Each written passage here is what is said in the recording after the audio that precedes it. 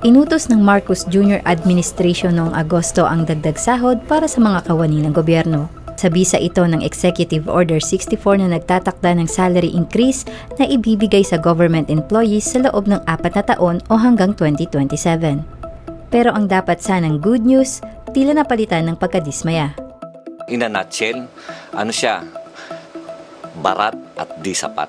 Ayon sa grupong Courage, sa ilalim ng EO64, maglalaro lang sa 530 hanggang 745 pesos ang dagdag sahod kada buwan para sa mga nasa salary grade 1 to 7. Ibig sabihin, halimbawa para sa mga kawani ng nasa salary grade 1, 24 pesos kada araw lang ang itataas ng sweldo nila sa unang taon ng implementasyon.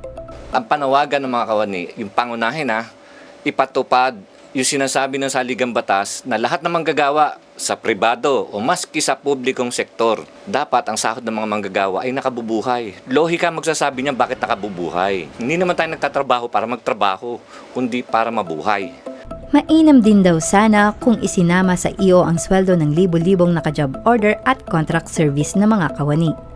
Gayon din sana ang mga kawani ng mga nasa lower class LGU at government-owned and controlled corporations. Anila, maliit na nga lang ang salary increase, hindi pa hagip ang lahat ng klase ng government employees sa bansa. Di ba sabi ng saligang batas din, ang lahat ng manggagawa babayaran sa prinsipyo, equal pay for equal value of work.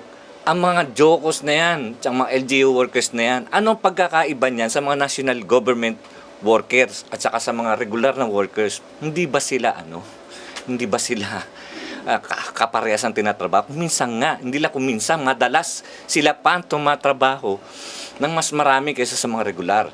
Dito makikita mo, hindi lang siya barat, hindi lang siya sapat. Insulto siya. Tapos ginagawa mo kaming namamalimos. Sa publiko o pribadong sektor man, matagal na raw panawagan ng mga manggagawa ang sahod na kayang bumuhay ng pamilya. Itinutulak nila ang isang national minimum wage na 33,000 pesos kada buwan para sa lahat ng manggagawa sa buong bansa. Ang problema nga, may maraming ang attitude ng mga kawani, salamat na kaysa naman wala.